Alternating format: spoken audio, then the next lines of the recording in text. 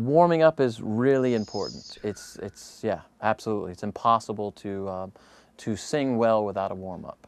And it's the equivalent, I always tell my students, it's the equivalent of going to the gym. If you weren't to warm up before you were singing, you would go to the gym and lift 200 pounds right from the start. And that's not, although singing is not weightlifting, that would hurt. It wouldn't feel too good. So the warm-up is to get the muscles released and ready to go, and ready to be at your beck and call.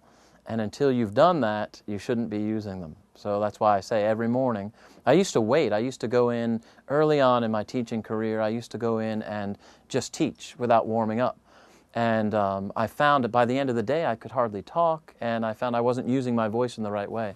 And so now, every morning, whatever, 7:30, I'm sorry, neighbors. I just do a nice warm-up. And for the warm-up, there are many things. Number one, first goal would be get the breath flow going. And there are many things you can do. There are things called lip trills.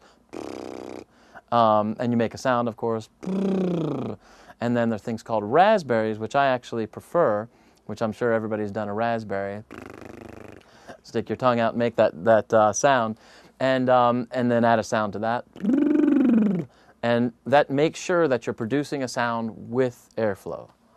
And that's the key to a healthy voice. Because you can make a sound that's more pressure-driven, that kind of, and that's not healthy. Some people might like it, so you can't really argue aesthetics, but it's not healthy, and I can't argue that. If it's too pressured a sound, it'll injure the voice over time. So airflow's first, those little things, and then scales. And I always start from the top down. Always from the top down, because it goes with the natural breath cycle. If you breathe in, you're dealing with pressures. If you breathe in, you have more lung pressure than at the end of the breath cycle. And it, in general, takes more air pressure to produce a higher note than a lower note. So if you start a voice at the bottom, after they've breathed in, before they've sung, obviously you have to be able to do that once you're warmed up. But if you start them there, you sort of set them up to fail. And so I always start, vocalizes, the vocal exercises from the top down, and then you can do everything after that. Like the first 3 exercises are always top-down exercises.